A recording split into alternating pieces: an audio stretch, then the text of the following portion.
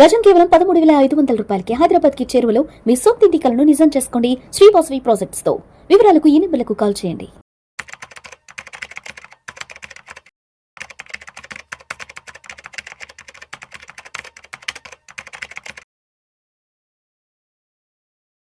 Suman TV ప్రేక్షకులకు నమస్కారం.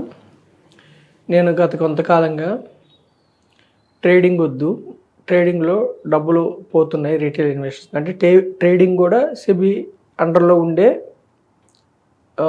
అండర్లోనే ఉంటుంది, కానీ ట్రేడింగ్ వల్ల డబ్బులు పోతున్నాయి కాబట్టి జాగ్రత్తగా ఉండండి నేను ప్రజలను ఎడ్యుకేట్ చేస్తున్నాను. అదేవిధంగా సేవింగ్స్లో మీకు ఇన్ఫ్లేషన్ కూడా రావట్లేదు కాబట్టి సేవింగ్స్ వైపు కాకుండా కొంచెం రిస్క్ తీసుకొని ఇన్వెస్ట్మెంట్ వైపు రండి అని నేను చెప్తున్నాను. అయితే మనకి ఏంటంటే ఇక్కడ డబ్బులు సంపాదించుకోవటం, ధనం సంపాదించుకోవటం మనం అందరం చేస్తున్నాం. దాన్ని నిలబెట్టుకోవాలంటే మనం ఏం చేయాలి, ఏం చేయకూడదు. ఇప్పుడు చూడండి, ఈరోజు మనం మంచి స్థితిలో ఉన్నాం అంటే బిజినెస్ కావచ్చు, ఉద్యోగం కావచ్చు, ఇంకోటి కావచ్చు, మనకి బాగా డబ్బు వస్తుంది అనుకోండి. భవిష్యత్తులో కూడా ఈ డబ్బు ఇలాగే వస్తుందన్న గ్యారెంటీ ఉండదు. అంటే అప్ అండ్ డౌన్స్ ఉంటాయి. లైఫ్ సైకిల్లో ఎప్పుడు కూడా ఎప్పటికి ఒకలాగానే ఉండదు. సో మనం ఏం చేయాలంటే ఈ వచ్చిన డబ్బుల్ని జాగ్రత్తగా ఇన్వెస్ట్ చేయాలి. సో ఇన్వెస్ట్మెంట్ అనేది ఏమిటంటే మన ఇన్వెస్ట్మెంట్ అయినా మన కెరీర్ అయినా ఏదైనా కానీ లాంగ్ టర్మ్ పాయింట్ ఆఫ్ వ్యూలో అంటే ఎప్పుడు నిరంతరం ప్రయత్నించటం, నిరంతరం ప్రయత్నించటం చేస్తూ ఉండాలి. అంటే సర్వైవింగ్ అనమాట, సర్వైవల్. అది ఇన్వెస్టింగ్ కావచ్చు, కెరీర్ కావచ్చు, బిజినెస్ కావచ్చు, ఏదైనా కానీ మనం నిరంతరం ప్రయత్నిస్తూ ఉండాలి. ఎందుకంటే ఇప్పుడు మీరు ట్రేడింగో ఇంకోటి చేశారనుకోండి, గ్రేట్ రిటర్న్స్, గొప్ప రిటర్న్స్ వచ్చినాయి అనుకోండి, అది ఎప్పటికి వస్తాయని లేదు.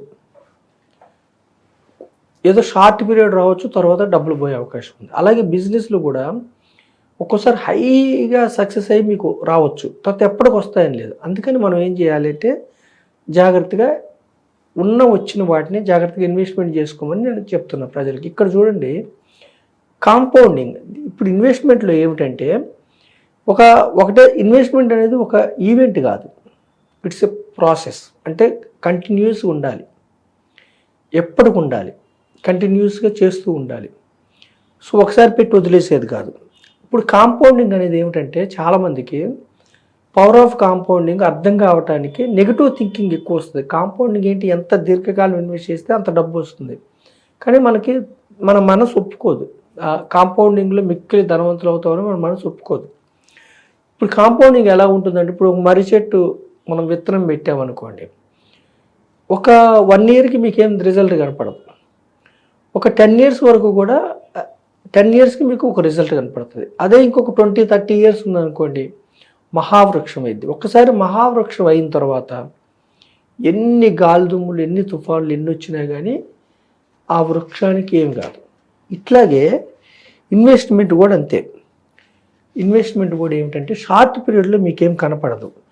ఉదాహరణ చూడండి, బఫెట్ గారు చూడండి, మీరు వారెన్ బఫెట్ గారు, ఆయన యొక్క సంపద మనం ఏం చేస్తాము, ఆయన సంపద ఎలా సృష్టించుకున్నారని మనం ఏం చేస్తాము, ఆయన ఏ కంపెనీస్లో ఇన్వెస్ట్ చేశాడు, చీప్ స్టాక్స్ అంటే తక్కువ రేట్లో దొరికే స్టాక్స్ ఏవి కొన్నాడు, ఎలాంటి ఫండ్ మేనేజర్స్ని లేదంటే ఎలాంటి వెల్త్ మేనేజర్స్ని పెట్టుకొని ఈ సంపద సృష్టించాడని మనం అవి ఆలోచిస్తాం.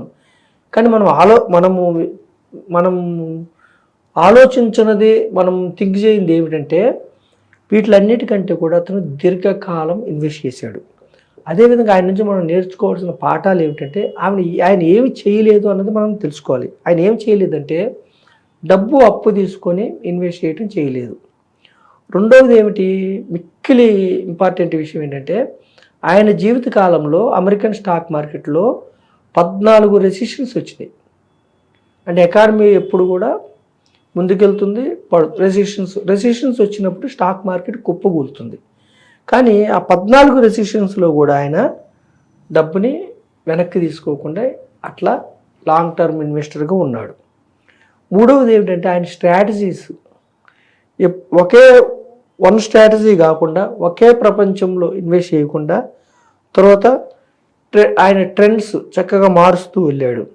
తర్వాత ఏమిటి, అదర్స్ మనీ, వేరే వాళ్ళ డబ్బులతో ఆయన ఇన్వెస్ట్ చేయలేదు. తర్వాత ఏం చేశాడు ఆయన, ఎప్పటికీ కూడా ఈ యొక్క ఇన్వెస్ట్మెంట్ అనేది, ఇప్పుడు మనం కెరీర్ ఎలాగో బిజినెస్ ఎలాగో ఇన్వెస్ట్మెంట్ అనేది ఆయనకి ఒక ప్రాసెస్. నిరంతరం అంటే ప్రవహించే నది నీళ్ళలాగా నిరంతరం అతను చేసుకుంటూ వెళ్ళాడు. ఎప్పుడు కూడా విశ్రమించలేదు, రిటైర్ అవ్వలేదు. ఎట్ ది ఏజ్ ఆఫ్ 10 నుంచి 89 ఇయర్స్ వరకు కూడా ఆయన ఇన్వెస్ట్ చేస్తూనే ఉన్నాడు. రిజల్ట్ ఏమిటి?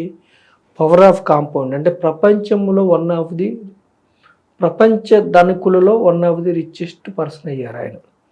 అయితే ఇక్కడ మనకేమిటంటే చివరిగా నేను చెప్పేది ఏమిటంటే, డబ్బు సంపాదించుకుంటున్నాం మనం, దాని డబ్బుని నిలబెట్టుకోవాలంటే ఏం చేయాలి మనం? షార్ట్ పీరియడ్లో పోయే ఇన్స్ట్రుమెంట్స్ వైపు వెళ్ళకూడదు. అంటే అది బెట్టింగ్ యాప్స్ కావచ్చు, క్రిప్టో కావచ్చు, జూదం కావచ్చు, పేకాట కావచ్చు. అంటే షార్ట్ పీరియడ్లో వీటిల్లో మీకు షార్ట్ పీరియడ్లో ఎక్కువ డబ్బు వస్తుంది, కానీ పోతే మొత్తం పోతుంది. ట్రేడింగ్ కావచ్చు, ఇలాంటివి ఇంట్రాడే కావచ్చు. సో చివరికి నేను ఒక యథార్థ గాథ చెప్తున్నాను చూడండి. ఈ యథార్థ గాథ నుంచి మీకు మీ యొక్క విజ్ఞతను బట్టి మీరు తీసుకోండి.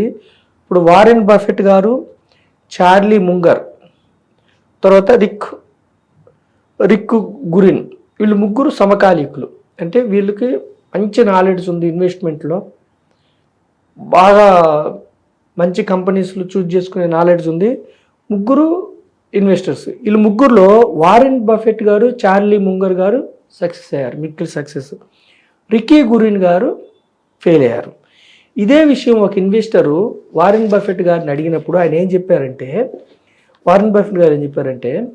చార్లీ అండ్ నేను, అంటే వారెన్ బఫెట్ చార్లీ గారు మాత్రం మాకు ధనం సంపాదించుకోవటంలో హర్రీ లేదు, అంటే తొందరపాటు లేదు.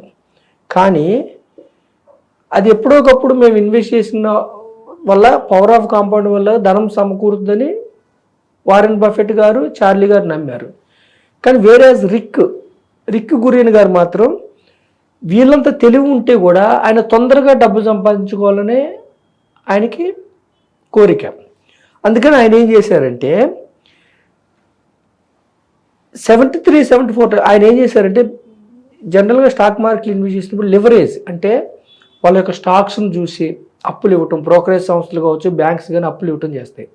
ఈయన ఏం చేశారు, ఆయన యొక్క స్టాక్స్ని తనఖా పెట్టి అప్పులు తీసుకుని ఇంకా ఎక్కువ పెట్టడం చేశాడు.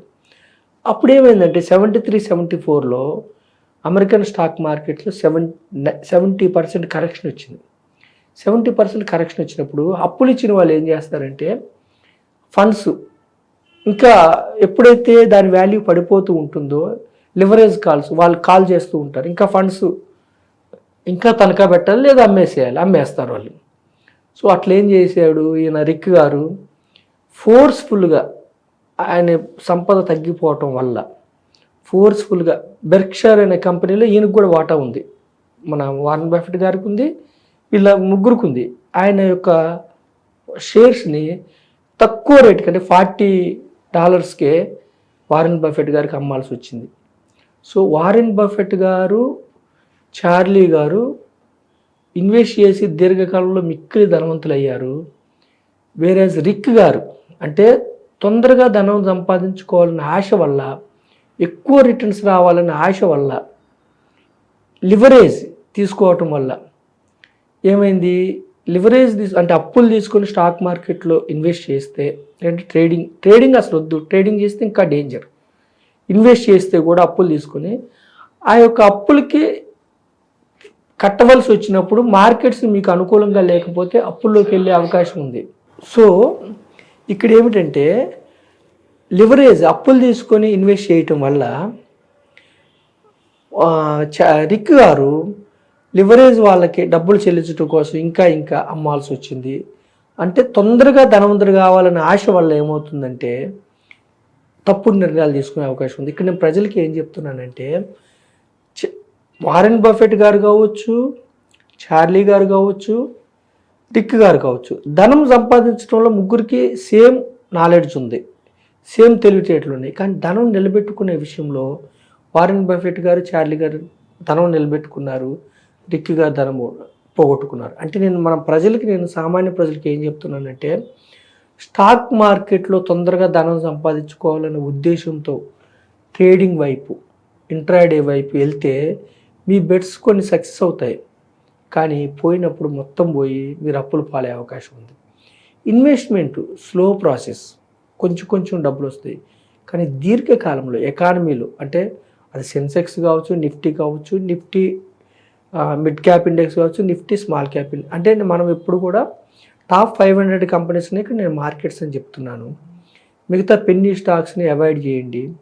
ఎప్పుడు కూడా సింగిల్ స్టాక్ తీసుకుంటే హై రిస్క్ ఉంటుంది. ఒక బంచ్ ఆఫ్ స్టాక్స్ అంటే కొన్ని కంపెనీస్లో ఓనర్షిప్, బంచ్ ఆఫ్ స్టాక్స్లో మీరు మధ్యతరగతి వారు ధనవంతులు అవ్వాలంటే బంచ్ ఆఫ్ స్టాక్స్, కొన్ని గ్రూప్ ఆఫ్ స్టాక్స్లో మీరు ఓనర్స్ అవ్వాలి. ఒకే కంపెనీ 2 కంపెనీలు ఎవరెవరో చెప్తుంటారు, టిప్స్ ఇస్తారు, మీరు కొనుక్కున్నారంటే మీ కన్ను దాని మీద లేకపోతే ఒక్కోసారి చాలా కంపెనీస్, చిన్న కంపెనీస్ ఐపీఓకి వచ్చిన తర్వాత అవి కొన్ని రోజులకి గవర్నెన్స్ బాగలేక కానీ, ప్రాఫిట్స్ బాగలేక కానీ వాషౌట్ అయిపోయి బయటికి వెళ్ళే అవకాశాలు ఉన్నాయి. చిన్న కంపెనీస్ కొనుక్కొని ప్రేమ పెంచుకొని అలాగే ఉండొద్దు. నేనేం చెప్తున్నానంటే పెద్ద కంపెనీస్లో, దుర్భేద్యమైన కంపెనీస్లో ఓనర్స్ అవ్వండి. లేదంటే ఒక సెన్సెక్స్ ద్వారా, నిఫ్టీ 150, నిఫ్టీ 200, నిఫ్టీ 500 ఇట్లా ఒక గ్రూప్ ఆఫ్ కంపెనీస్ ద్వారా మీరు ఓనర్స్ అవ్వండి. షార్ట్ పీరియడ్లో డబ్బులు సంపాదించుకోవాలనే భ్రమను తీసేయండి. పవర్ ఆఫ్ కాంపౌండింగ్ ఎప్పుడు కూడా స్లోగా వర్కౌట్ అవుతుంది. ఎంత లాంగ్ ఉన్నారన్నది మీకు ఇంపార్టెంట్. అంటే 10 years, 15 years, 20 years. Short period ఎప్పుడు కూడా ప్రమాదకరం. సో ప్రజలు నేను ఎడ్యుకేట్ చేసేది ఏమిటంటే, షార్ట్ పీరియడ్లో డబ్బు సంపాదించుకోవాలంటే స్టాక్ మార్కెట్స్లో కష్టం. లాంగ్ పీరియడ్లో పవర్ ఆఫ్ కాంపౌండింగ్ వల్ల మీరు డబ్బులు సంపాదించుకునే అవకాశం ఉంటుంది. సో ఈ వారెన్ బఫెట్ గారు కానీ, రిక్కీ గారు కానీ, చార్లీ ముంగర్ నుంచి మనం ఈ యొక్క పాఠాలు నేర్చుకొని ముందుకెళ్ళాలని కోరుకుంటున్నాను. Thank you.